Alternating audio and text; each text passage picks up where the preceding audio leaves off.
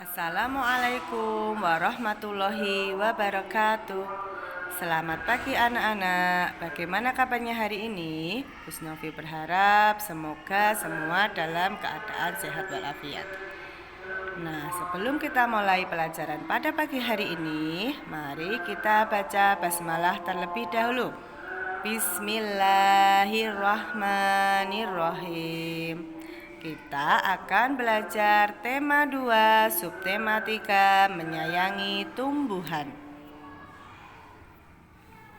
Pengertian wawancara. Wawancara adalah suatu cara mengumpulkan informasi dengan mengajukan pertanyaan kepada narasumber. Narasumber adalah orang yang memberi informasi. Tahap awal melakukan wawancara. Yang pertama, menentukan tema. Yang kedua, menuliskan daftar pertanyaan berdasarkan tema. Yang ketiga, pertanyaan dalam wawancara ditulis menggunakan kata-kata baku. Kata tanyanya seperti apa, di mana, kapan, siapa, mengapa, dan bagaimana untuk menggali informasi. Menentukan informasi dari teks hasil wawancara. Wawancara dilakukan berdasarkan tema yang ditentukan. Tema adalah pokok bahasan dalam wawancara. Pertanyaan dalam wawancara umumnya menggunakan kata tanya sebagai berikut. Apa? Menanyakan hal atau peristiwa. Di mana? Menanyakan tempat terjadinya peristiwa. Kapan? Menanyakan waktu terjadinya peristiwa. Siapa? Menanyakan orang yang terlibat dalam peristiwa. Mengapa? Menanyakan sebab terjadinya peristiwa. Bagaimana? Menanyakan keadaan atau cara. Setelah melakukan wawancara, hasil wawancara ditulis dengan kosakata yang baku dan kalimat efektif.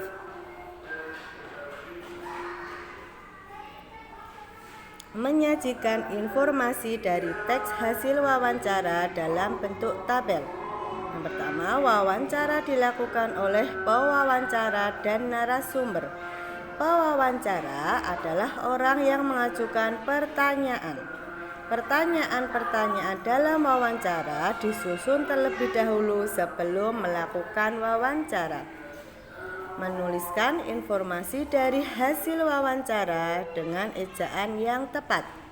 Sebelum wawancara dilakukan, kita menanyakan identitas narasumber dengan menggunakan kalimat yang santun saat bertanya.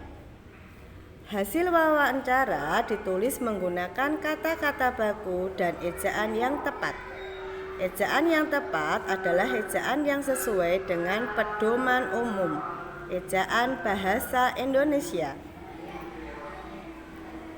Menuliskan laporan sederhana hasil wawancara. Setelah mendapatkan hasil wawancara, kita dapat membuat laporan hasil wawancara. Laporan hasil wawancara berisi topik wawancara, tanggal wawancara, nama narasumber, dan nama pewawancara. Setelah itu, kita dapat menuliskan daftar pertanyaan dan jawaban yang diberikan. Laporan hasil wawancara harus ditulis menggunakan kata-kata baku dan ejaan yang sesuai dengan pedoman umum ejaan bahasa Indonesia.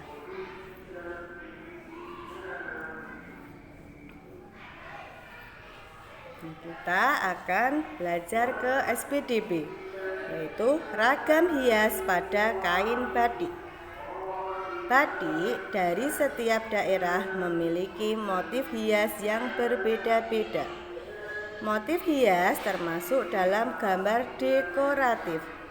Gambar dekoratif adalah gambar hiasan dari gabungan beberapa motif seperti hewan, tumbuhan, manusia, atau alam. Corak tersebut akan membentuk suatu motif hias yang indah Perhatikan motif hias pada kain batik berikut, yaitu batik tulis lasem, batik kawung. Motif pada kain batik tersebut memiliki bentuk yang berbeda.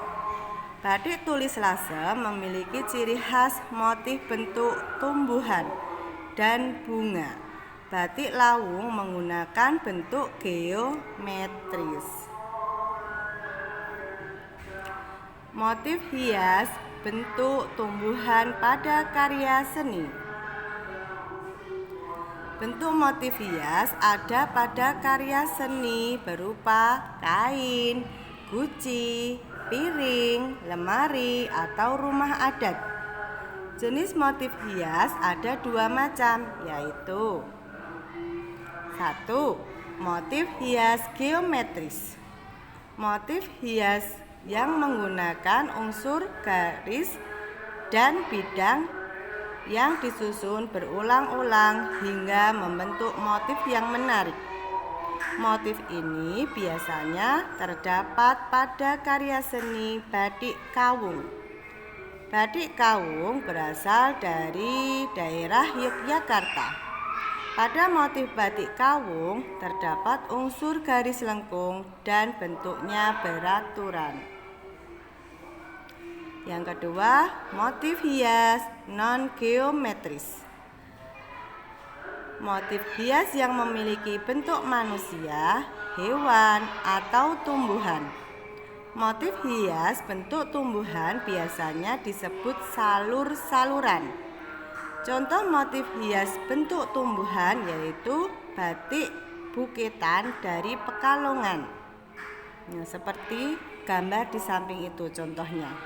Batik tersebut memiliki motif tumbuhan yang memiliki makna keharmonisan dan keindahan hubungan manusia dengan alam di sekitarnya. Motif hias termasuk dalam gambar dekoratif. Gambar dekoratif dibuat dengan menggunakan unsur-unsur garis, bidang, dan warna. Bagian tumbuhan seperti daun dapat menjadi inspirasi pembuatan gambar dekoratif. Contoh pada gambar di samping yang mengandung garis dan bidang di dalamnya. Untuk memperindah tampilan dapat ditambahkan warna-warna yang menarik.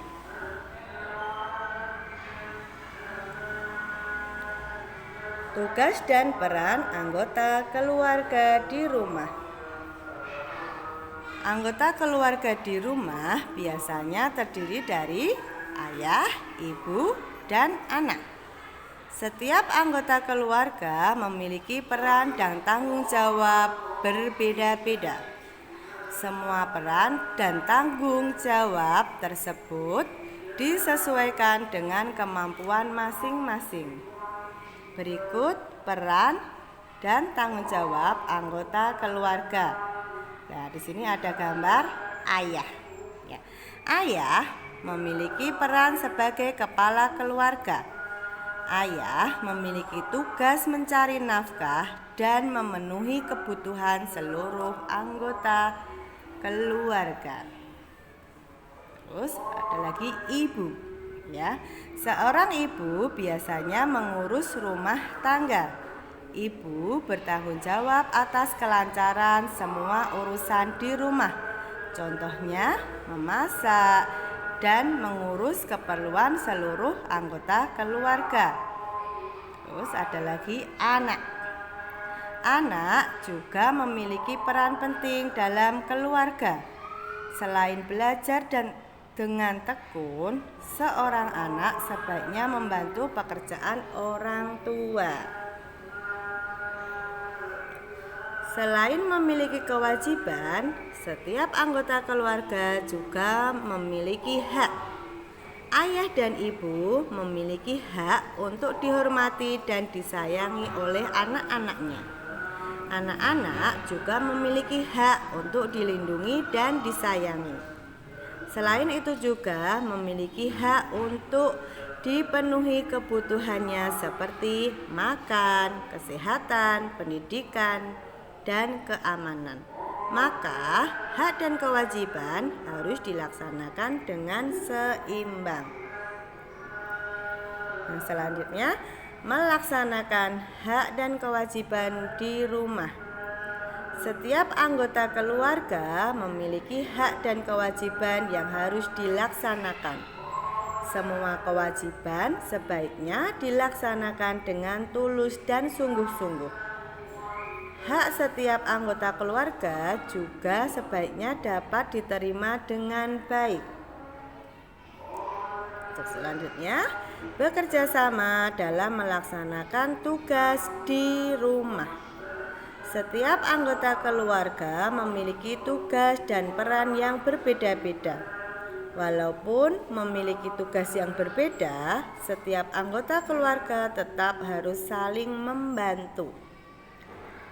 Tolong-menolong dan kerjasama akan membuat pekerjaan menjadi lebih ringan dan cepat selesai. Dengan tolong-menolong dalam melaksanakan tugas, kita dapat menjaga kerukunan dengan anggota keluarga lainnya. Nah, seperti pada gambar di samping itu adalah bekerja sama di rumah. Demikian tadi materi yang disampaikan Usnovi. Pesan Usnovi, tetap semangat belajarnya,